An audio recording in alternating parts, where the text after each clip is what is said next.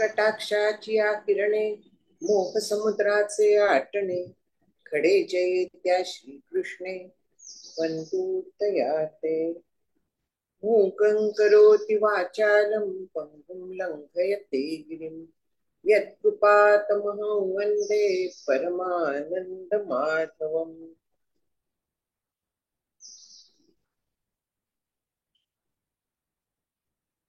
शंकरं शंकराचार्यं केशवं बादरायणं सूत्रभाष्यकृतौ वन्दे भगवन्तौ पुनः पुनः।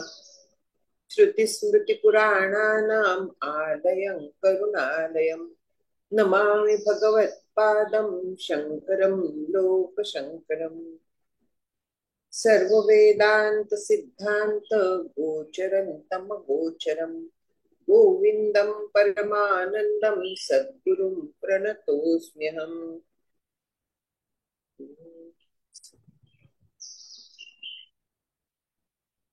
श्री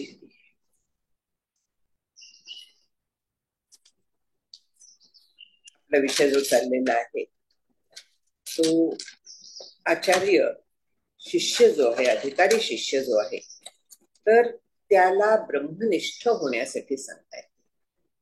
त्या शिष्याला उत्तम साधक आहे, त्याला समाधीचा अनुभव येऊ शकतो, येतोय, पण तरी अजून तो दृढ झालेला नाहीये। मग दृढ होण्याच्या दृष्टीने आता काय करायला हवं, हा सगळा विचार आता आचार्य आपल्याला सांगतायत। आधी पाहिलं आपण 357 मध्ये की शम दम वगैरे सगळ्याच्या साह्याने शांत बसून असा जो असतो, तर त्यांनी निर्विकल्प समाधी, प्रत्यक्ष समाधी असा साध्य करून अखंड ते चिंतन करायचं। मग आता पुढे सांगतायत की समाहिताय प्रविलाप्य बाह्यम श्रोत्रादि चेत स्वमहम चिदात्मनि तैव मुक्ता भवपाश बंधे नान्ये तु पारोक्ष कथा विधानीय दायिनः।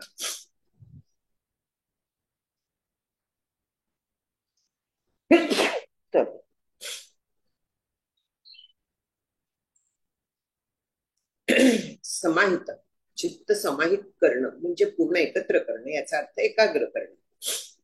समाहित चित्त हे अत्यंत आवश्यक असतं। कुठल्याही गोष्टीला आपण विचार केला ना, तर समाहित चित्ताने आपण व्यवहारातल्या देखील जर का गोष्टी केल्या तर त्या चांगल्या होतात। तेच जर का एकाग्र चित्त नसतं, इकडे धावताय तिकडे धावताय, हे बघताय ते बघताय, आणि एकीकडे म्हणते की मी ब्रह्मचिंतन करते, एकीकडे म्हणते मी पाठांतर करते, होणार नाही।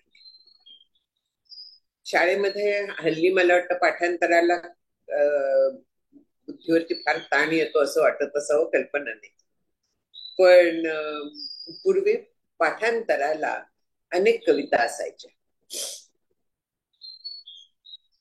मी पाहिलंय की गाईड मधनं उत्तरच्या उत्तर पाठ करतात, समजावून घेत नाही, उत्तरच्या उत्तर पाठ करतात आणि जशीच्या तशी पेपरामध्ये लिहितात, कळत नाही काहीही, काडी मात्र कळत नाही, आणि तरी देखील ह्या पद्धतीने पास होतात। मी असे नमुने बघितलेले आहेत। तो उपयोग नाही, इथे एकाग्र चित्त सांगितलंय। आता त्या गद्य पाठांतराला, उत्तरांच्या पाठांतराला एकाग्र चित्त लागत होतं की नाही? लागत होतं। तोच जर का अभ्यासात त्याने लावलं असतं तर ते समजून घेऊन ते करता आलं असतं, पण अयोग्य ठिकाणी त्यांनी ते चित्त लावलं, अयोग्य ठिकाणी एकाग्रता केली। म्हणून इथे सांगतात की इकडे तिकडे कुठेही न विचार करता सगळी इंद्रिय, आणखीन मन, श्रोत्रादी आणि चेतः, श्रोत्रादी इंद्रिय म्हणजे एकदा श्रोत्र म्हटलं, श्रोत्रादी इंद्रिय म्हटलं की त्याच्या 10 इंद्रिय आहेत। श्रोत्रं चक्षुस्पर्शनं च रसनं घ्राणमेव च वगैरे सगळी ही इंद्रिय जी आहेत ती सगळी आली, कर्मेंद्रिय आली, ज्ञानेंद्रिय आली। आता ज्ञानेंद्रियांनी ज्ञान झाल्याशिवाय कर्मेंद्रियांचा काही करता येत नाही, आपली आपण कर्मेंद्रिय करायला जात नाही। काहीतरी उद्देश असतो तेव्हा कर्मेंद्रियांना काहीतरी करायला सांगतात ना. जे बुद्धी कर्मेंद्रियांना आज्ञा देते, आपल्याला माहितीये की ज्ञानेंद्रियांच्याकडनं मन माहिती घेतं, आणखीन ती बुद्धीपर्यंत घेऊन जातं की असं असं दिसतंय, असं असं आहे, समोर काहीतरी पेटलेला ज्योत दिसतीये. बुद्धी सांगते की ज्योत आहे, हाताला जायचं नाही, अग्नी तिथे आहे, त्याचा काय उपयोग करायचा आहे ते कर, पण तिथे हात स्पर्श करायला जायचं नाही, हाताला आज्ञा करते. किंवा अमुक एक वस्तू तिथे मला दिसते, मन नेऊन सांगताय बुद्धीपर्यंत, बुद्धी हाताला आज्ञा करते की ती उचल, पायाला सांगते तिथपर्यंत जा. म्हणजे अशा पद्धतीने इंद्रिय जी आहेत, मुख्य ज्ञानेंद्रिय, आणखी नुसते ज्ञानेंद्रिय उपयोग नाही, कर्मेंद्रिय जर का काम करत नसली पॅरालिसिस मध्ये, ज्ञानेंद्रिय असून काय उपयोग आहे. म्हणून सगळी इंद्रिय जी आहे ती पूर्ण समाहित करून, म्हणजे आपल्या आपल्या जागी बसवून, याचा मुख्य अर्थ असा की ज्ञानेंद्रिय आणखी मन इथपासून सुरुवात करायची. ज्ञानेंद्रिय जे आहेत त्यांना दिसणारच आहे, सगळं दिसणार आहे, पण त्याच्या मागचं तत्व बघत जायचं. हे दोन पद्धतीने विचार करायला लागतो आपल्याला. एक म्हणजे बैठकीचं साधन, आणखीन दुसरं म्हणजे चालतं बोलतं साधन. दोन्ही पद्धतीने आपल्याला समाधी साधायचा असतो, कारण अखंड निर्विकल्प समाधीत आपण बसून राहू शकत नाही.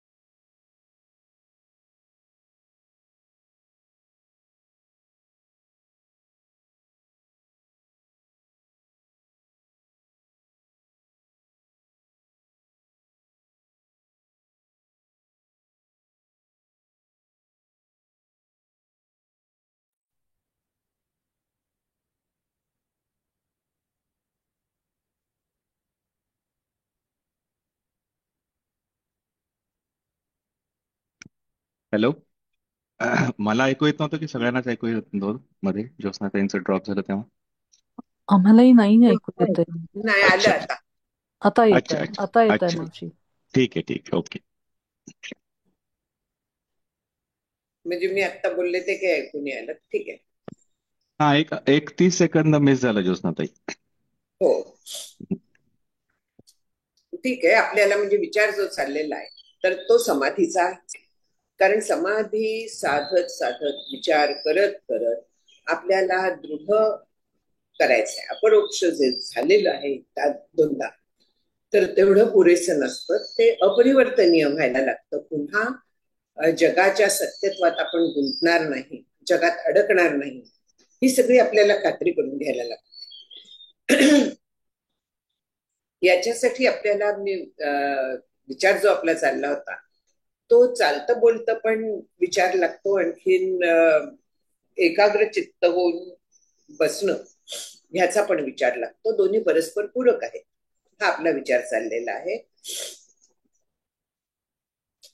तर एका जागी बसून जेव्हा आपण करतो ना, होतं उत्तम आहे, हरकत नाही, पण आपण तसं कायम बसून राहू शकतच नाही. आणि यामुळे दोन्ही पद्धतीचा विचार आवश्यक आहे. आणि मन जर का आपलं धावत असलं तर आपण कुठच्याच वेळेस समाधी साधू शकत नाही. म्हणून मनाला आवर घालणं अत्यंत महत्वाचं असतं. इंद्रियांना आवर घालणं फार महत्वाचं असतं. सुरुवात जी लागते ती स्थूलाकडनं करायला लागते, एकदम आपण सूक्ष्मात उडी मारू शकत नाही. म्हणून सुरुवात जी करायची ती स्थूलाकडनं करायची. यासाठी आपण जेव्हा बसतो एका जागी, शिष्या एकांती बैसावे तेथे हे समजवून घ्यावे, समर्थांनी सांगितलंय. किंवा मुकुंदरात सांगतात की जो श्रीगुरूंचा अनुग्रहितू तेने सेवावा एकांतू तेथ चिंतावा गुणातीतू परमपुरुष जो. त्यांनी त्यावेळेस धावणाऱ्या मनाच्याकडे काय करायचं, कशा पद्धतीने त्याला आवरायचं हे पण खूप छान सांगितलंय. की ते वेळी जे जे वृत्ती उठी ते देखील जे वेगळा लिया देठी तई कल्पना हिंपुटी होऊ नमुरे. फार छान तोही एक उपाय आहे. मनाला सारखं खेचून आवरून बसवायचा याच्यात प्रश्नच नाही. पण इथे जो उपाय सांगितलाय तो त्याच्याकडे साक्षीत्वाने पाहायला सांगितलाय. मनाच्या व्यापारांकडे साक्षीत्वाने पाहायला सांगितलंय. मन आवरायला हवंय ना आपल्याला. एका जागी बसून सुद्धा शरीर बसेल पण मन धावताय, काय करणार, समाधी कसा साधणार. मनाला आवरायला त्यांनी हा एक छान उपाय सांगितलाय की मनाच्या व्यापारांकडे केवळ पहा साक्षीत्वाने. मन कुठे जात आहे, काय करताय. एखाद वेळा विषय झाला असेल, कारण हा नेहमी येणारा प्रश्न आहे, मनाला कसं आवरायचं. त्यातला हा एक उपाय. मनाच्या व्यवहारांकडे साक्षीत्वाने पाहायचं. आणि ते बघितल्यानंतर असं सारखं जेव्हा मनाच्याकडे कोणी बघत राहतं ना, तेव्हा मनाला मग बरं नाही वाटत. आपल्याला पण जर का कोणी असं नुसतं आपल्याकडे बघत राहिलं, टकलं, ऑकवर्ड होतं की नाही. असं काय बघतोय, अशी काय बघतीये, काय माझ्या कुठे नाकाला डाग लागलाय का, काय झालाय, उलटी साडी नेसलीये का, होतं बरं का. असं जेव्हा होतं तेव्हा मग आपण कॉन्शियस होतो. आणखी मग बरं नाही वाटत. तसं मनाचं होऊन जातं. मनाच्या व्यवहारांच्याकडे जेव्हा साक्षीत्वाने बघायला लागतं. कोण बघतं, सूक्ष्म बुद्धिवृत्ती. अभ्यास करणारी सूक्ष्म बुद्धिवृत्ती ही या स्थूल गोष्टींच्याकडे बघत असते, त्यांचा मागोवा घेत असते, ध्यान करायचा प्रयत्न करत असते, परमात्म्याचं चिंतन करत असते. ती सूक्ष्म बुद्धिवृत्ती आहे. आणखी ती हे सगळं करते. मग तिने मनाच्या बुद्धीच्या व्यापारांकडे अलिप्तपणे पाहत राहायचंय, बस. काही बाकी करायचं नाही. ईश्वर चिंतन वगैरे काही न करता तेवढं केलं की ते सगळे गप्प बसायला लागतात. आणखी मग ईश्वर चिंतन शक्य होतं, ब्रह्मचिंतन शक्य होतं. बाकी जी साधनाची सांगितलेली आहेत तर ते सगळे शक्य होतात. त्यासाठी हा उपाय सांगितलेला आहे. पण तिथे आपल्याला शांतपणे बसायला लागतं एका जागी. तिथे समजून पाहावे म्हटलेलं आहे. एकांताचं महत्व हे फार आहे या सगळ्यामध्ये. आपण बैठकीची साधना 10 माणसं इकडे तिकडे वावरत असताना नाही करू शकत. सामुदायिक ध्यान असतं. मी एकदा गोंदवलेला पहिल्यांदा जेव्हा गेले तर तेव्हा खाली ध्यान मंदिरात गेले. म्हटलं ध्यानाला बसावं. बसले. शेजारची जी बाई होती, फुळ फुळ फुळ फुळ पांगड्या हालताय, ती आपली हालत होती. तिला बहुतेक कोणीतरी तिच्या बरोबरच्या व्यक्तीने सक्तीने बसवलेलं असावं ध्यानाला. तिचे हात हलत होते, बांगड्या बाजत होत्या. अरे म्हटलं याच्यात काही अर्थ नाही, इथे काही आपल्याला जमायचं नाही. असेच बसलो होतो एकदा. शेजारची उठली का, माझी उठायची वेळ झाली का, चित्त तिकडे. त्यापेक्षा आपण शांतपणे आपल्या घरी जी आपल्याला एकट्याला बसता येईल अशी जी वेळ असते, अशी शोधून आपण बसावं. सांगायचं सरळ, या वेळात कोणी मला त्रास देऊ नका. मी फोन काढून ठेवत असे. तेव्हा मोबाईल नव्हते. मोबाईलला आपल्याला डू नॉट डिस्टर्ब, सायलेंट वगैरे वगैरे वरती टाकता येतं. त्याचाही आवाज बंद करता येतो. थोडा वेळ नाही कोणाला आपण सापडलो तरी काही कोणाचं बिघडत नाहीये. सगळ्यांचं जसं चालायचं तसं चालतं. आपल्यापासून काही कोणाचं अडलेलं नसतं. अशी इमर्जन्सी अजिबात नसते. त्यामुळे ते करून आपल्याला एकांत साधता येतो. निश्चितपणे एकांत साधता येतो. आणि एकांतातच ही निर्विकल्प समाधी जी सांगतायत आचार्य, ती आपल्याला साध्य होऊ शकतो. बैठकीचा पण बैठकीच्या निर्विकल्प समाधीबद्दल एकनाथ महाराज म्हणतात की ताटस्थ्या नाम समाधी ही मूर्खांची ठकली बुद्धी. म्हणजे काय आहे? ह्याला समाधी केवळ म्हणून राहणं आणि आनंदात राहणं, मला समाधी साध्य झालाय म्हणून, हा मूर्खपणा आहे. मग काय आहे? हृदय हरिचिंतन सद्रूप सच्चिदानंद रूप, म्हणजे त्याचं स्वरूप जाणून त्या हरीचं चिंतन कर. ते मी आहे, तो मी आहे, असा विचार कर. हे उत्तम आहे. म्हणून एकनाथ महाराजांनी स्वच्छ शब्दात सांगितलेलं आहे, एका जागी स्वस्थ बसणं याला लिमिट्स आहे, खूप लिमिट्स आहे. एक तर समाधी समजायला लागला तरी किती वेळ खरोखरी समाधी लागतो असं वाटतंय.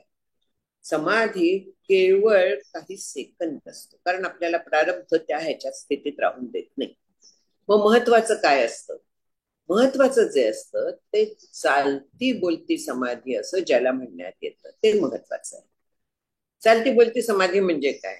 हृदय हरिचिंतन सद्रूप. हरिचिंतन जेव्हा करतो तेव्हा मन बाकीच विषयांच्याकडे धाव घेत नाही. श्रोत्रादी चेत समाहित हे होऊन जात. सगळी इंद्रिय जी असतात तर त्यांना लगाम बसतो. कसा?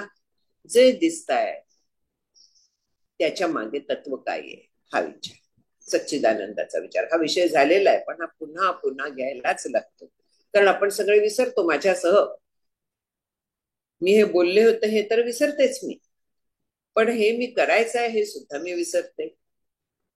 आला ना प्रॉब्लेम? हा विचार आपल्याला ठेवायला लागतो की जे दिसताय त्या मागे ते सच्चिदानंद ब्रह्म आहे. ज्ञानाच्या प्रत्येक क्षणी ज्ञानरूप ब्रह्माची आठवण ठेवायला लागते. आनंदाच्या प्रत्येक क्षणी आनंदरूप ब्रह्माचा अंशावरती मला हा अनुभव येतोय हे ज्ञान असायला लागतं.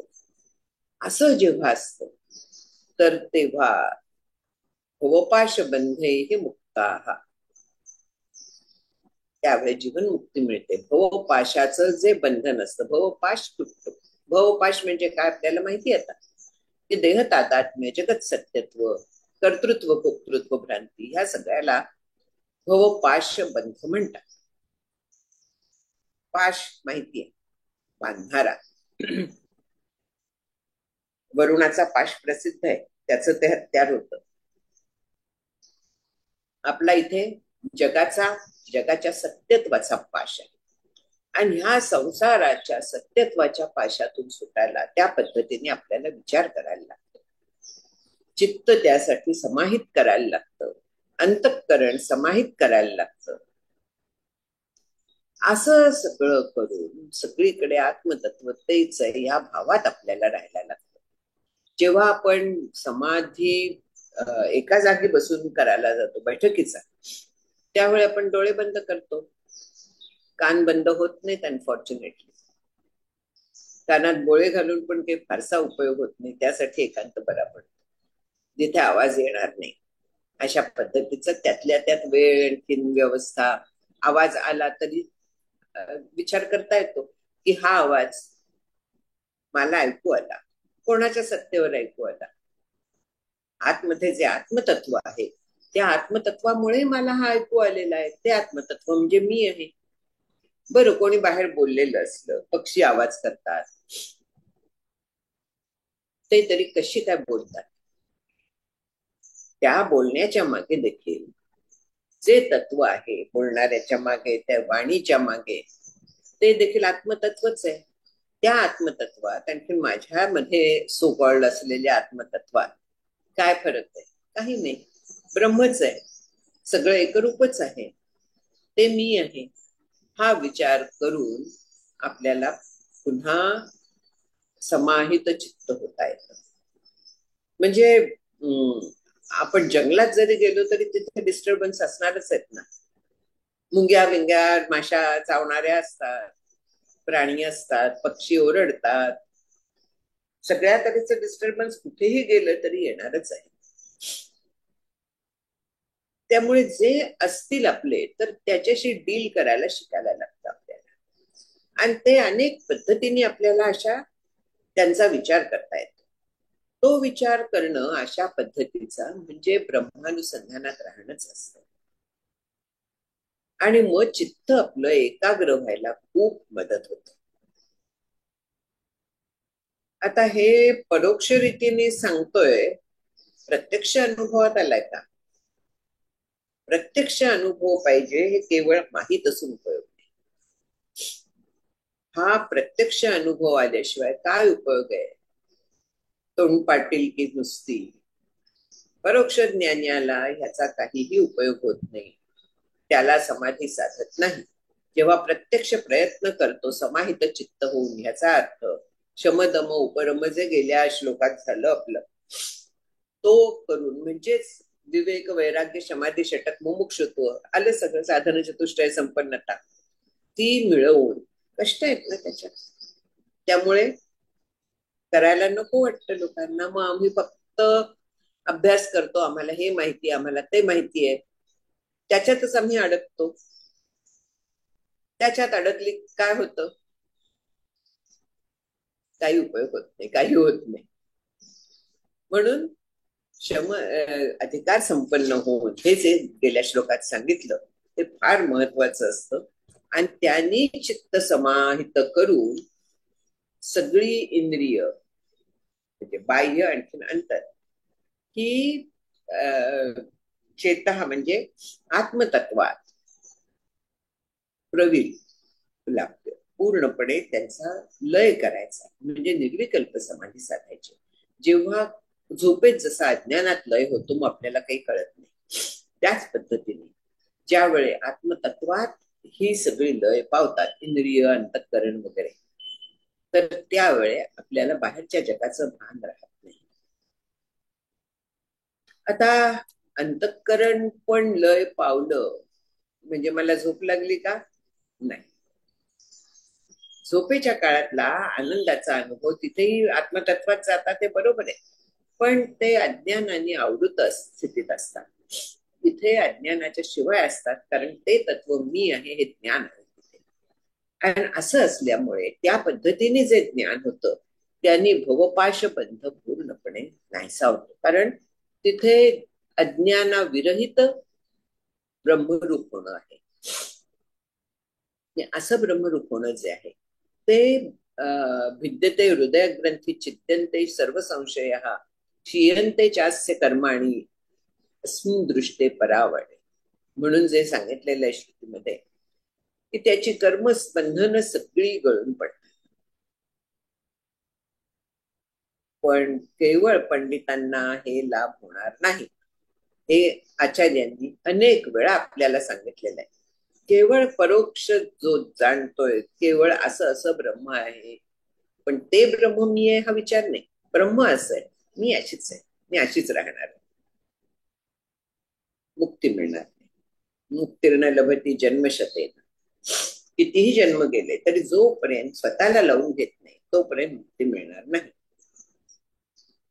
आपला हा अंतर ह्याची समाधी झाली, पण दुसरा जो मुख्य समाधी आहे चालती बोलती त्याचाही विचार करायला हवा ना. त्याचा विचार बघूया, पुढे करूया, एकाच श्लोकावरती नाहीतर पूर्ण वेळ राहायला लागेल. उपाधी भेदात स्वयमेव विद्यते चौपाध्य पोहे स्वयमेव केवल.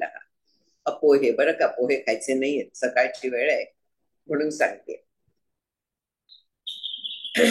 उपाधी अपोहे असं आहे. स्वयमेव केवला तस्माद उपाधेर विलयाय विद्वान वसेत सदा कल्प समाधी निष्ठया. म्हणजे याचा अर्थ असा होतो की उपाधी जाणवते. उपाधी जाणवते म्हणजे काय? आपल्याला उपाधी माहितीये की जी वेगळं पाडते, जी वेगळेपणाने ज्ञान करून देते ती उपाधी आहे. आता हा चष्मा आहे मान्य, हा पण चष्मा आहे, पण दोन्ही चष्म्यात फरक दिसतोय की नाही? एक काळ्या रंगाची फ्रेम आहे, एक ही आहे. म्हणजे हे दोन चष्मे काचा जरी तशाच असल्या, त्याच तऱ्हेच्या असल्या, तरी चष्मे दोन झाले. त्याच्यामध्ये अडकलेलं आकाश, ब्रह्म हे जरी एकच असलं तरी ह्या चष्म्याचं मला वेगळं वाटतं, त्या चष्म्याचं वेगळं वाटतं. घड्याळ आहे इथे, त्याचं वेगळं वाटतं. ग्रंथ आहे, त्याचं वेगळं वाटतं. वास्तविक सगळं तत्व एकच आहे. पण उपाधी भेदाच्यामुळे मला त्या उपाधीच सत्य वाटायला लागतात. हा जो आत्मज्ञ आहे,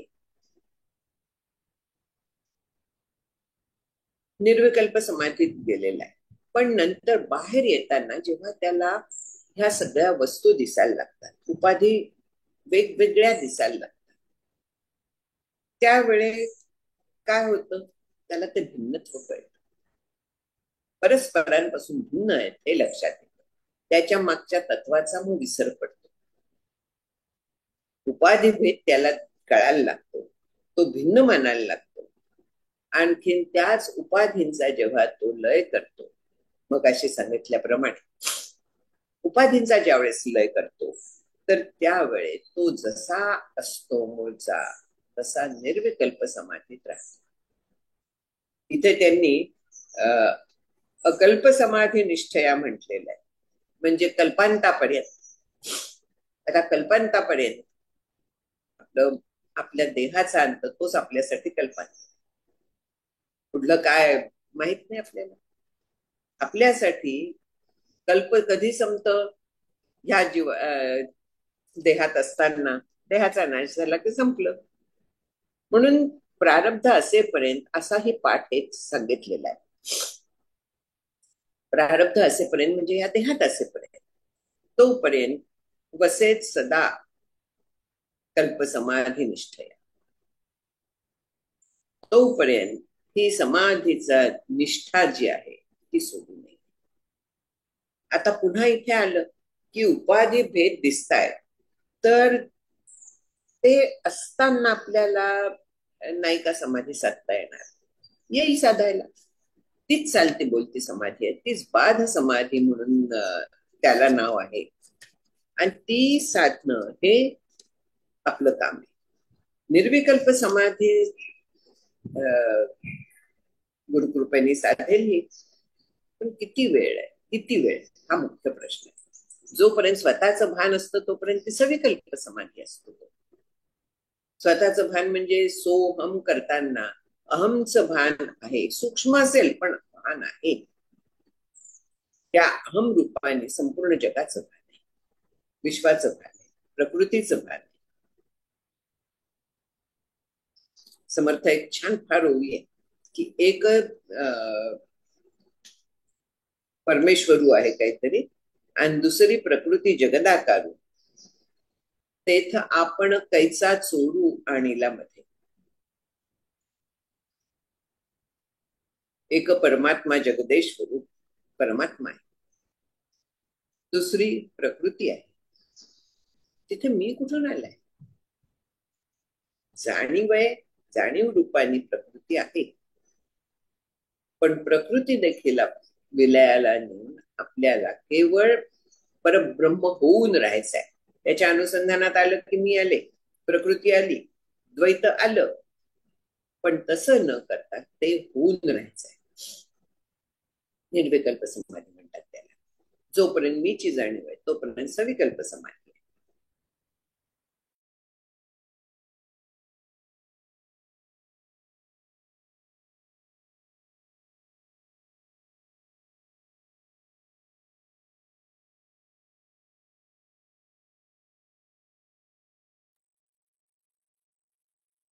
आज जरा इंटरनेटचा इश्यू येतोय बहुतेक त्यांच्याकडे. तुम्हाला पण ब्रेक झालं का सगळ्यांना? हो. अच्छा, बघूया, वाट बघूया कोणा करायचं होतं का.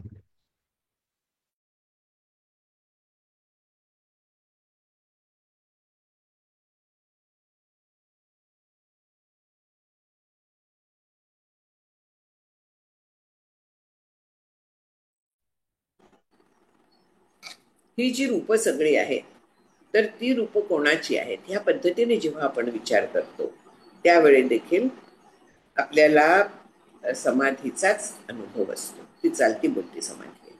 ज्योत्स्नाताई, म्हणजे सॉरी तुम्हाला बोल. हा थोडस मध्ये पण ब्रेक झाला आमचं परत. हो हो, पाहिलं मी ते. बरं.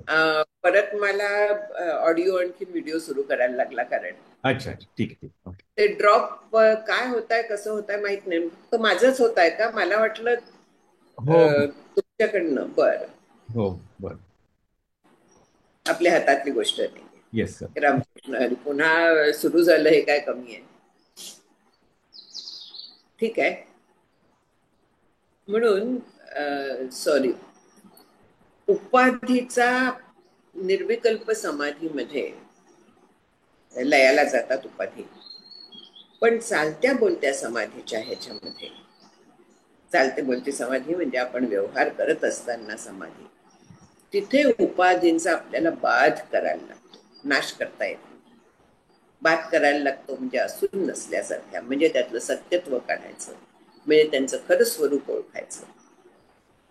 शेवटी सगळ्यात आपण येतो ते त्या खरं स्वरूप ओळखण्यावरती येतो, त्या चिंतनावरती येतो. खरं स्वरूप ओळखणं हे महत्वाचं असतं. आणि सगळ्याचं खरं स्वरूप सच्चित आनंदरूप ब्रह्म आहे. That's all. दुसरं तिथे खरं स्वरूपाला वावच नाहीये काही. सगळीकडे तेच तत्व आहे, त्याचं खरं स्वरूप आहे. आणि ते ओळखून व्यवहारासारखा करत राहणं हे जीवनमुक्ताचं लक्षण आहे. हे अखंड समाधीचं लक्षण आहे. अखंड समाधी जो आहे तो ह्या पद्धतीने झाला पाहिजे. सर्व काळ तिथे मग राहता येतं. त्यांनी सर्व काळ सांगितलेलं आहे. त्या निर्विकल्प समाधी स्थितीने सर्व काळ राहावं. आता सर्व काळ राहणं निर्विकल्प समाधी स्थिती, आपण जी निर्विकल्प म्हणतो ती ताटस्थ्य, शक्य आहे का? सर्व काळ शक्य नाही. सर्व काळ जेव्हा म्हणतायत आचार्य, तर तेव्हा अभिप्रेत जी असते ती ही समाधी असते. ह्या समाधीत राहून स्वतः आचार्यांनी प्रचंड काम केलं. अनेक वेळा भारत भ्रमण केलं पूर्ण पायी. आपल्याला माहिती आहे त्यांचं सगळं. ते सगळं त्यांनी केलं. एवढं कार्य प्रचंड 32 वर्षांच्या आयुष्यात केवळ त्यांनी केलंय. सगळ्या संतांनी अशा पद्धतीने केलं आणि ते सतत समाधीस्थ होते. ती कुठची समाधी? ही बाध समाधी, चालती बोलती समाधी. आणि म्हणून जगाच्याकडनं काहीही रिॲक्शन आल्या तरी त्यांच्यावरती परिणाम होत नव्हता. समर्थांची कथा आपल्याला माहिती आहे की एकदा ते चाललेले असताना रस्त्याने शिष्यांच्या सह, भूक लागली होती. आणखीन शिष्याने शेतातली कणसं घेऊन खाल्ली. शेताचा मालक आला. त्यांनी पाहिलं की या सगळ्यांचा जो मुख्य आहे तो हा बुवा दिसतोय, म्हणून त्यांना मारलं, समर्थांना मारलं. आणि समर्थांनी शांतपणे तो मार स्वीकारला. का स्वीकारला? माझ्या शिष्यांनी केलाय, जबाबदारी माझी होती. मी ते पाहिलं नाही, शिष्यांनी खाल्लं न विचारता, त्यामुळे मग ती शिक्षा मला भोगणं भाग आहे. म्हणून त्यांनी शांतपणे ती शिक्षा स्वीकारली. असं नाही म्हणाले की मी राजाचा गुरु आहे. पुढची गोष्ट आपल्याला माहिती असेल की शिवाजी महाराजांना हे जेव्हा कळलं तेव्हा त्यांनी त्या शेतकऱ्याला पकडून आणलं आणि समर्थांना विचारलं की याला काय शिक्षा देऊ. समर्थांनी सांगितलं की आणखीन त्याला जमीन द्या म्हणून. का? कारण चूक आमची होती, त्यांनी मारलं, तो त्याचा हक्क होता. ह्या पद्धतीने म्हणजे संत जरी झाले, जरी ते समाधीस्थ असले कायम, तरी व्यवहार हा व्यवहारासारखा न्याय नीती ह्याला धरून व्यवस्थित असाच ते करत राहत होते. आकल्प शेवटपर्यंत ह्या पद्धतीने संत राहत असतात. एकदा प्रश्न विचारला जातो की अंतेमतीस्सा गती म्हणतात. समाधीस्थ आपण शेवटपर्यंत म्हणतोय, पण जर का शेवटी बेशुद्ध झालं तर अचानक मृत्यू येतो. ठीक आहे, अनुसंधान असलं तर मृत्यू कधीही आला, अचानक आला अगदी, तरी देखील अनुसंधान आहे, अंत्यमती असेल. पण बेशुद्ध झाल्यावर काय? त्याला उत्तर हेच आहे की बेशुद्ध व्हायच्या आधी काय चाललेलं होतं ती अंत्यमती आहे. आणखीन झोपेत सुद्धा एक विसरायचं नाही की सूक्ष्म बुद्धिवृत्ती जी असते ती झोपेत देखील काम करत असते, नाम घेत असते. आतमध्ये नाम जेव्हा मुरत तेव्हा ते आतमध्ये देखील ती प्रोसेस चालू असते गाढ झोपेत. ती सूक्ष्म बुद्धिवृत्ती म्हणून जो एक शास्त्रकारांनी सांगितलेली आहे ती ते काम करत असते. त्यामुळे कसंही असलं तरी काही फरक पडत नाही. कुठल्या वेळी मला पडता सारला पाहिजे.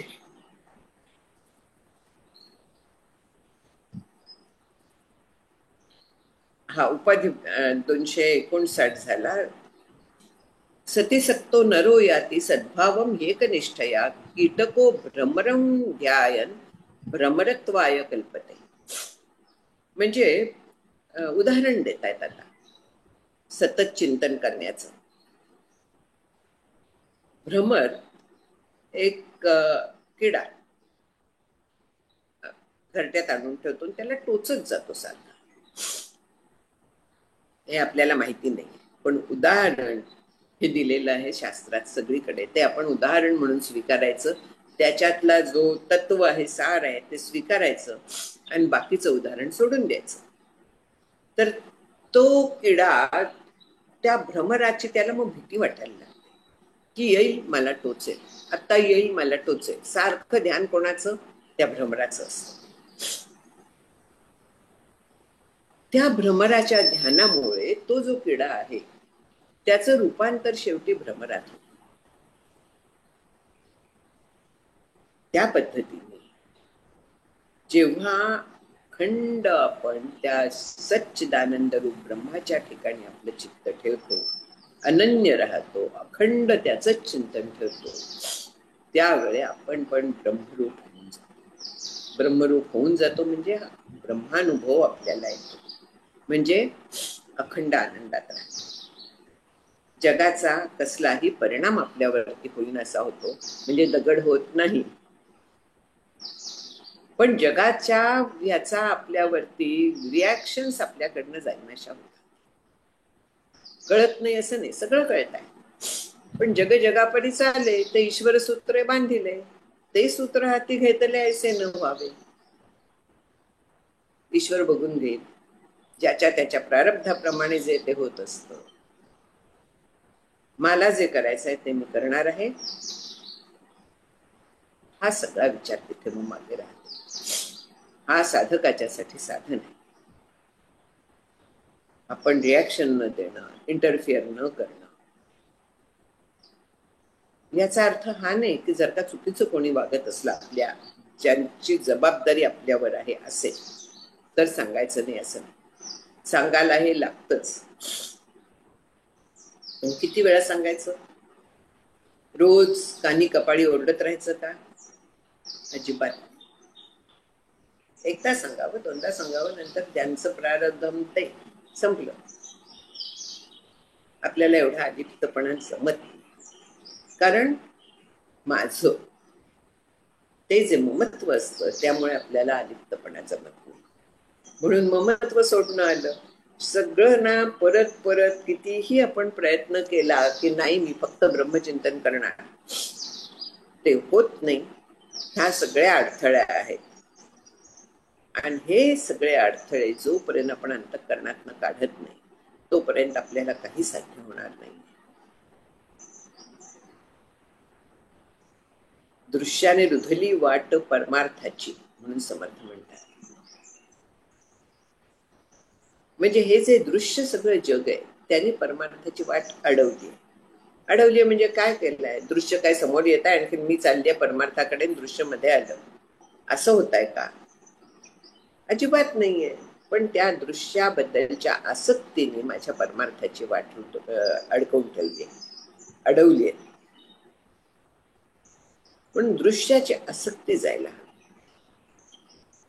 ती गेल्याशिवाय सतत चिंतन शक्य नाहीये. कारण इथे जे पुढचा जो आहे ना तो हेच सांगताय की क्रियांतरा सक्तिमपास्य कीटको ध्यायन अलित्वम यलिभाव मृच्छति ही अलिभाव मृच्छति तथैव योगी परमात्म तत्वम ध्यात्वा समायाति तदेकनिष्ठया. म्हणजे तो जो कीटक आहे ज्याला त्या भ्रमराने आणून ठेवलेला आहे तो आपलं हालचाली सगळ्या इकडे जाणं तिकडे जाणं हे जे त्याचं आधी चाललेलं होतं ते सगळं तो बंद करतो.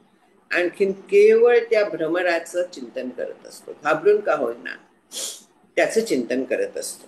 सारखं त्याचं ध्यान करतोय आणि त्यामुळे तो भ्रमरत्वाला प्राप्त होतो. याचा अर्थ काय आहे? आपण जे सतत चिंतन करत असतो विषयांचं तर ते विषयांचं चिंतन थांबवायला हवं. गमनादी क्रिया ज्या आहेत त्या जशा चालायच्या तशा चालून दे. देह तरी वरिचिलीकडे आपुलिया परी हिंडे परी बैसकान मोडे मानसींची. फार महत्वाची ओवी आहे की देहाला वरच्या वरती काम करतोय करून दे. देहाचा माझा संबंध काय आहे? पण मनाची जी बैठक आहे ती परमात्म्याच्या ठिकाणी तशीच्या तशी राहिली पाहिजे. सगळ्यात महत्वाचं हे आहे की आपण मनाने कसलं चिंतन करतोय, काय करतोय. ही जी बैठक आहे ही कायमची तशीच राहिली पाहिजे. ती जर का राहिली तर आपल्याला पण तसा लाभ होईल म्हणून सगळे संत आपल्याला आश्वासन देत असतात. दृश्याने रुधिली वाट परमार्थाची जे म्हटलं आहे तर ते दृश्य काही नाही करत. त्या दृश्याच्या बद्दलची आपली आसक्ती म्हणा, द्वेष म्हणा, राग म्हणा, काहीही त्या दृश्याच्या बद्दलच्या आपल्या अंतःकरणात असणाऱ्या रिॲक्शन्स आपल्या अंतःकरणाबद्दल त्याच्या सत्यत्वाचं त्याच्यामुळे या रिॲक्शन्स येतात. मृगजळाबद्दल कधीतरी रिॲक्शन येतात का? भातुकलीचा खेळ मांडायचो त्याच्यात बाहुलीच्या लग्नात विहिणी वगैरे मरुसवे फुगवे वगैरे सगळे त्या पद्धतीने व्हायचे. पण ते सगळं खोटं आहे ह्याचं भान होतं. ते खरं नाहीये. ही माझी विहीण नाहीये, ही माझी मुलगी नाहीये, सगळं भान होतं ते. तसं भान जर का आपण जगात वावरताना ठेवलं, परब्रह्म रूपच सगळं हे भान ठेवलं, आपल्या रिॲक्शन्स जाणार नाही. जगाचं सत्यत्व जे असतं ते आपल्या अंतःकरणात न गेल्याशिवाय आपण परमार्थ मार्गात पुढे जाऊ शकत नाही. जगाचं सत्यत्व घालवायला विवेक, वैराग्य, सुटका नाही हो त्याच्याशिवाय. परमार्थात पुढे जायचं तर त्याच्याशिवाय सुटका नाही. म्हणून जगाचं सत्यत्व गेलं की देह तरी वरिचिलीकडे आपुलिया परी हिंडे. पण मन जे त्या परमात्म तत्वाच्या ठिकाणी ठेवलेलं आहे ते तिथून हलत नाही. मग जिथे जातो तिथे तू माझा सांगाती, चालविशी हाती धरोनिया. आलं. तो आपली साथ सोडत नाही, आपण त्याची साथ सोडत असतो. आणि ह्या जगाच्या जत्रेत आपण हे खेळणं दिसलं, ते खेळणं दिसलं, धावत असतो इकडे तिकडे. ते बंद व्हायला पाहिजे. त्या परमात्म्याने आपला हात धरला तर बरं असतं. त्याच्यासाठी भक्ती लागते. म्हणून आचार्यांनी भक्तीपर देखील कितीतरी स्तोत्र लिहिलेली आहेत, कितीतरी वेळा सांगितलेलं आहे.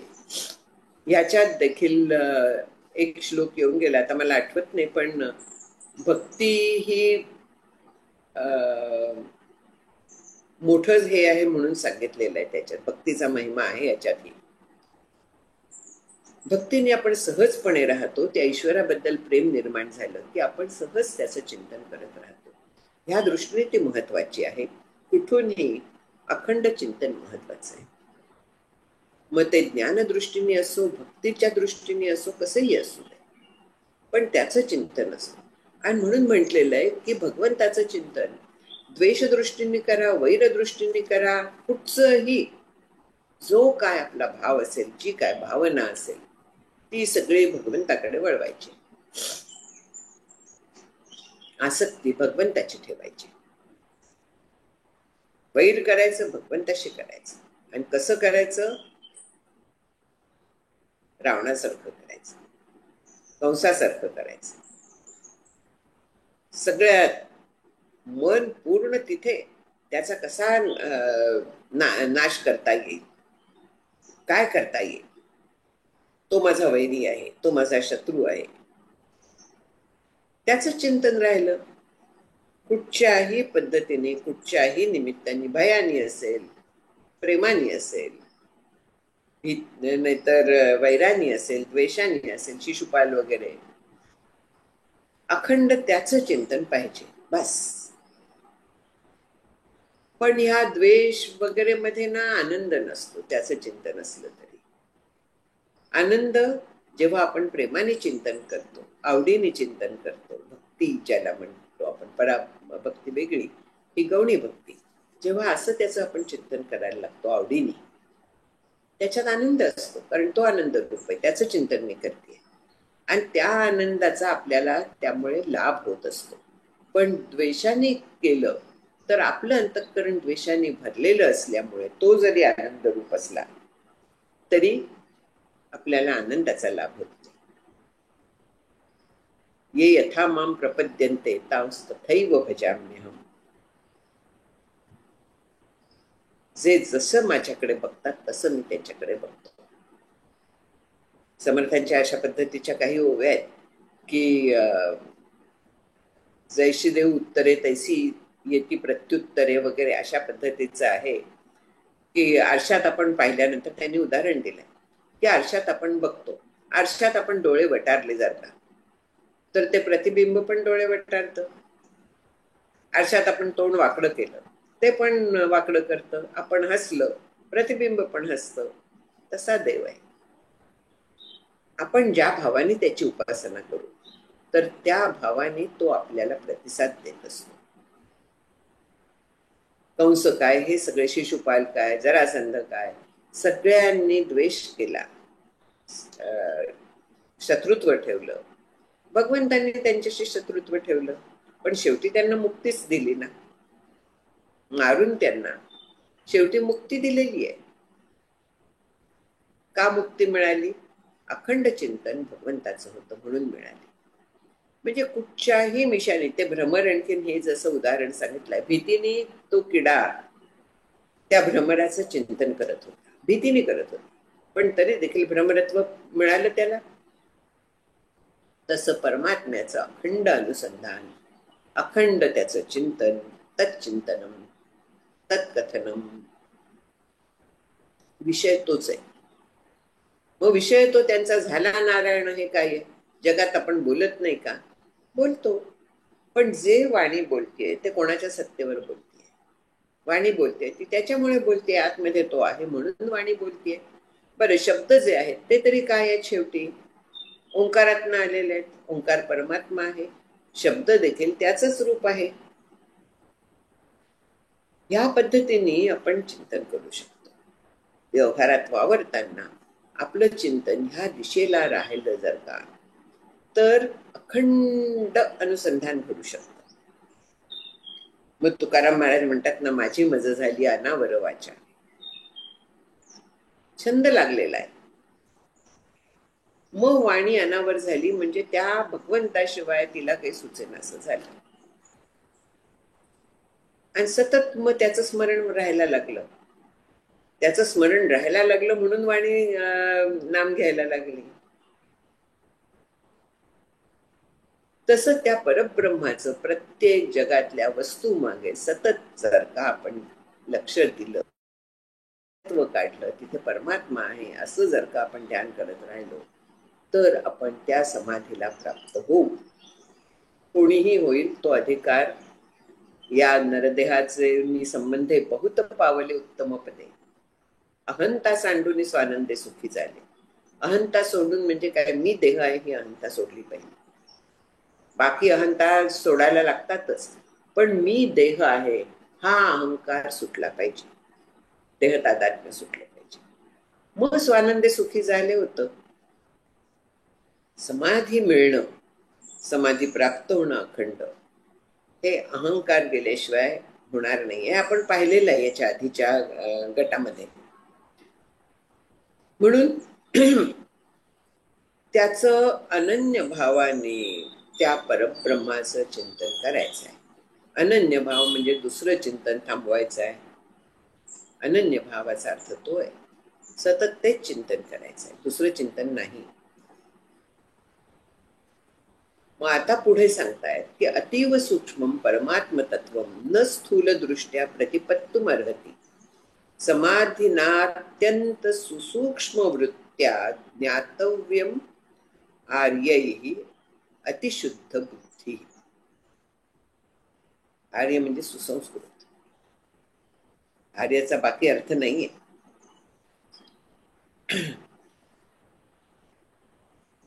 म्हणून आता म्हणजे आर्य अनार्य माझ्या डोक्यात होतं. आर्य म्हणजे अत्यंत सुसंस्कृत, जे ज्यांना ते अनुभव आलेला आहे असे, हा त्याचा अर्थ होतो. पूर्वी जर काय संस्कृत नाटकं वगैरे वाचली असली तर त्याच्यात पत्नी पतीला आर्य म्हणून संबोधते, आणखीन पती पत्नीला आर्या म्हणून संबोधन करतो. कितीतरी नाटकातनं वगैरे अशा ह्याच्यात तिथे सांगतात की अतीव सूक्ष्म परमात्म तत्व. परमात्म तत्व जे आहे ते अत्यंत सूक्ष्म आहे, ते कुठच्याही इंद्रियांनी न कळणार आहे. न स्थूल दृष्ट्या प्रतिपत्तुम अर्हति. ते स्थूल दृष्टीने म्हणजे बाह्य विषयांमध्ये जी रमलेली आपली वृत्ती आहे, जी दृष्टी आहे, त्या वृत्तीने ते कधीही मिळणार नाही, त्याचा साक्षात्कार होणार नाही. कारण स्थूल दृष्टीमध्ये त्या जगाला सत्यत्व असतं. जगत बघतीये, आकार बघतीये, नाम बघतीये, त्याच्या मागचं तत्व बघत नाहीये. म्हणून स्थूल दृष्टीने ते परमात्म्याचं जे निर्विशेष, निराकार, निरवय असं जे रूप आहे, अत्यंत सूक्ष्म जे तत्व आहे, म्हणजे बुद्धी मन देखील आपल्याला दिसत नाही पण आपल्याला जाणवतात, त्यांच्या पलीकडचं ते तत्व आहे. आकाशाच्याहून पलीकडलं तत्व आहे. आकाश सुद्धा, पोकळी आपण पाहायला लागली तर आकाश दिसतं आपल्याला. दिसतं म्हणजे जाणवतं, जाणवतं म्हणजे बुद्धीला कळतं की हो इथे पोकळी आहे. ही जी त्याच्याही पलीकडलं हे जे तत्व आहे ते मग बाह्याकार झालेल्या वृत्तीने कसं काय जाणवणार आहे? वृत्ती म्हणजे अंतःकरणात, अंतःकरण जेव्हा त्या वस्तूच्या जवळ जातं, अंतःकरण सुखाकार होतं, दुःखाकार होतं. सगळ्या वेगवेगळ्या जे अंतःकरणात असे बदल होतात त्यांना वृत्ती असं म्हणतात. मग त्याच्यात भेद आपल्याला माहिती आहेत. मनोवृत्ती, जेव्हा संकल्प करायला लागतं तेव्हा मन म्हणतात, निर्णय घेतं तेव्हा बुद्धी म्हणतात. तेच अंतःकरण आहे. त्या अंतःकरणाच्या ह्या सगळ्या वृत्ती आहेत. मग ह्या स्थूल वृत्तींनी स्थूल पदार्थाचं ज्ञान होणार आहे. पण जेव्हा ते अंतःकरण सूक्ष्म केलं जातं, तासून तासून तासून, कशाने तासून? शम दम उपरम वगैरे साधनेने, ते जेव्हा अभ्यासाने सूक्ष्म होतं, शुद्ध होतं, निष्काम कर्म, निष्काम उपासना, ईश्वरार्पण कर्म, यादी आता माहिती आहे सगळी, तेव्हा त्याने जेव्हा ते अत्यंत सूक्ष्म होतं, अतिशय निर्मल असलेली बुद्धी, अत्यंत सूक्ष्म अशी बुद्धी, त्या बुद्धीच्या योगाने साक्षात्कार त्याचा करून घ्यायचा असतो.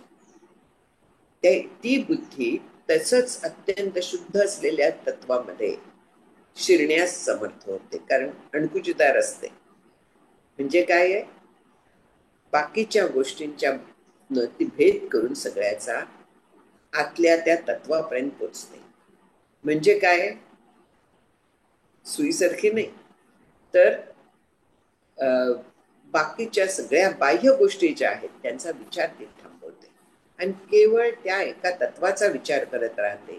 सुसूक्ष्म वृत्ती म्हटलेली अत्यंत सूक्ष्म वृत्ती, ज्या वृत्तीला एका परमात्म्याशिवाय दुसरं काहीही नाही, दुसरा काही विषय नाहीये. जया आणिक लाणे नाही, अर्जुना तेची पाही. बुद्धी म्हणजे सद्बुद्धीबद्दल सांगताना भगवंतांनी सांगितलेलं आहे की त्या बुद्धीला दुसरा विषय नाही, दुसरं चिंतन नाही. आणखीन अशी सूक्ष्म झालेली, अतिशय अभ्यासाने शुद्ध झालेली, सूक्ष्म झालेली अशा बुद्धीने केवळ तो साक्षात्कार शक्य असतो. आणि अभ्यासाने अशी आपली बुद्धी सूक्ष्म करून घ्यावी आणि साक्षात्कार करून घ्यावा. एकदा साक्षात्कार म्हणजे प्रत्यक्ष ते होऊन भागत नाही, अखंड त्याचं चिंतन करायलाच लागतं. पुढे उदाहरण दिलेलं आहे की यथा सुवर्णम पटुपाक शोधितम त्यक्त्वा मलम स्वात्मगुणम समृच्छति तथा मन सत्वरजस तमोमलम ज्ञानेन संत्यज्य समेति तत्व. उदाहरण दिलंय की सुवर्णाला जसं काहीतरी क्षार वगैरे घालतात ना, आणखीन त्याच्यासह ते तापवतात. मग त्यावेळी त्या क्षाराचं केमिकल रिॲक्शन होऊन त्या सोन्यामधलं जो काय कचरा असेल, जे काय भेसळ असेल, ती जाते, आणखीन सोनं शुद्ध राहतं. त्याप्रमाणे ह्या ध्यानाच्या साह्याने, काय सोहम ध्यान किंवा दैवताचं ध्यान, त्याच्या साह्याने सत्व रज तम वृत्ती हा सगळा मळ निघून जाऊन चित्त शुद्ध होतं. आणि असं शुद्ध चित्त फक्त ब्रह्मभावाला जाऊ शकतं. इथे आता आपण थांबूया. पण ह्या सगळ्यातनं आपल्याला एक नक्की लक्षात येतं की परत परत तोच विचार करणं आवश्यक आहे. आणि हा विचार अखंड निधिध्यासन अखंड ठेवलं तर समाधी कठीण नाहीये. कठीण आहे तो अखंड तो विचार ठेवणं, चित्ताला बाकीच्या विषयातनं काढणं, हे कठीण आहे. पुढच्या वेळेस आता 264 पासून जाऊया आपण. थांबूया. हरि ओम.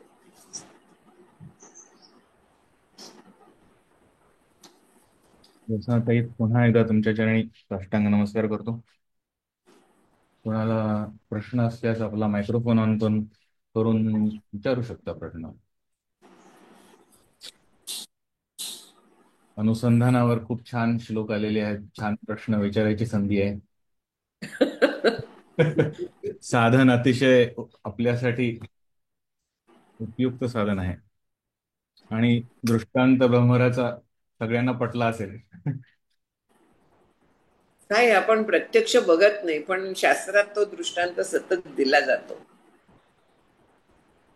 पण एक बघितलेलं आहे की ज्याला आपण काय म्हणूया स्वरूपता म्हणतो ना, अखंड चिंतनाने तसे भाव चेहऱ्यावरती तशा तऱ्हेच चेहरा होणं हे बघितलेलं आहे.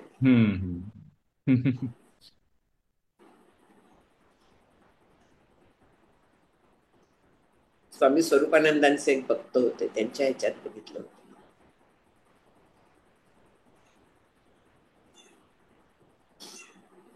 मला एक प्रश्न आहे ज्योत्स्नाताई, जोपर्यंत लोक विचार करतायत. इथे 362व्या श्लोकात दोनदा अतिशय असा शब्द आलाय. इथे अत्यंत सुसूक्ष्म वृत्त्या आणि अतीव सूक्ष्म असा सुरुवात पण तशी आहे, दोनदा आलाय. तर मला एक प्रश्न असा होता की चिंतन किंवा एक तर सॉरी मला शब्द जुळत नाहीयेत प्रश्नाचे, पण एक तर असा विचार, भगवंताचा विचार, तुम्ही त्यांच्याबद्दल ओवी सांगितली तुकाराम महाराजांची, पण दुसरा विचार तत्वचिंतन हाही असू शकतो सूक्ष्म. पण माझा प्रश्न असा आहे की तो शाब्दिक पातळीवर नसून बोध या पातळीवर असायला पाहिजे असं इथे म्हणतायत ना, म्हणजे शब्द मागे पडले पाहिजेत. शब्द जायलम महारण्यम चित्त भ्रमण कारणम. हो, इथे चाललेलं आहे याच विवेक चोडा. त्यामुळे आधी पण सांगितलंय ना की केवळ पांडित्याने ते ज्ञान होणार नाहीये, केवळ पांडित्याने तो अनुभव येणार नाहीये. तर सूक्ष्म बुद्धीने, आणि ती सूक्ष्म बुद्धी शेवटी शब्दाचा वेध घेणारी आहे, ती अत्यंत सूक्ष्म नाहीये, ती सूक्ष्म आहे. तिला शब्द कळतोय, पण अत्यंत सूक्ष्म सुसूक्ष्म जेव्हा होते तेव्हा त्या परमात्म तत्वात एकरूप होण्याला समर्थ होते, तिथपर्यंत ती पोचू शकते. या श्लोकात कारण की किती वेळा, तीनदा असं मला वाटतं, अतिव सूक्ष्म आणि मग अत्यंत सुसूक्ष्म आणि मग शेवटी अतिशुद्ध बुद्धी, अशा तिन्ही वेळेस त्यांनी इतकं स्पष्टपणे ठसवलंय की हे शब्दातीत आहे. ते परमात्म तत्व मुळात अत्यंत शुद्ध आणि सूक्ष्म असल्यामुळे बुद्धिवृत्ती तशी व्हावी लागते आणि ती अभ्यासाशिवाय बाकी कशानेही होत नाही. निष्काम कर्म वगैरे तर आलंच सगळं, हे लागतच, त्याच्याशिवाय जाणार नाहीत कुठेही आपण. शुद्ध बुद्धी होणार नाहीये आणि केवळ शुद्ध बुद्धी होऊन चालत नाही, तर ती सूक्ष्माचा वेध घेण्यासारखी सूक्ष्म व्हायला लागते, सुसूक्ष्म, अत्यंत सूक्ष्म व्हायला लागते. शुद्ध आणि सूक्ष्म बुद्धीच केवळ जाऊ शकते तिथे आणि त्याला अभ्यासाशिवाय पर्याय नाही. धन्यवाद. हो, तुकारामांचा तो अभंग आहे ना, गोविंद गोविंद मना लागलिया छंद, मग गोविंद ते काया भेद नाही देवातया. तेव्हा त्याच्यात शेवटची ओळे, तुका म्हणे आळी जेवी येस नुरेची वेगळी. येस, तो तेच उदाहरण सगळेजण देतात, सगळीकडे शास्त्रात आपल्या इथे ते उदाहरण दिलेलं आहे.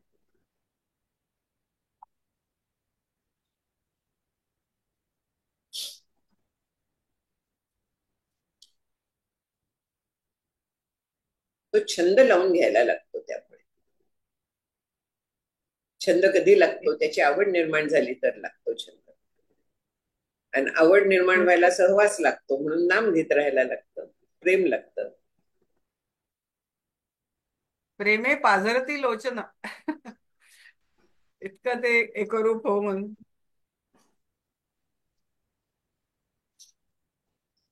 सत्वगुण वर आला की तात्पुरतं अशा पद्धतीने लोचन पाझरणं, कंप येणं वगैरे अष्टसात्विक भाव प्रकट होऊ लागतात, पण ते सतत नसतात, एवढं लक्षात घ्यायचं.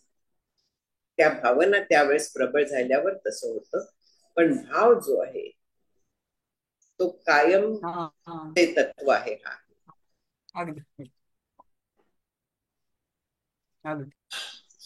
म्हणजे नॉर्मल आमच्यासारख्या साधकांना दोन्हींचा अवलंब घ्यायला लागतो, भक्ती आणि हे दोघां हे इथे सतत अनुसंधान सांगतायत त्याच्याबद्दल.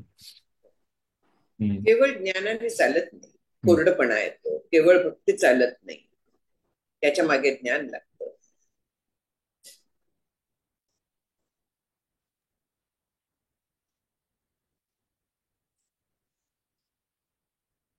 आपण मीराबाईंची भक्ती म्हणतो, पण मीराबाईंचं पण उदाहरण आहे ना ज्ञानाचं. ऐकली असेल गोष्ट, नसली तर परत कधीतरी सांगेल, आत्ता नाही सांगत. ठीक.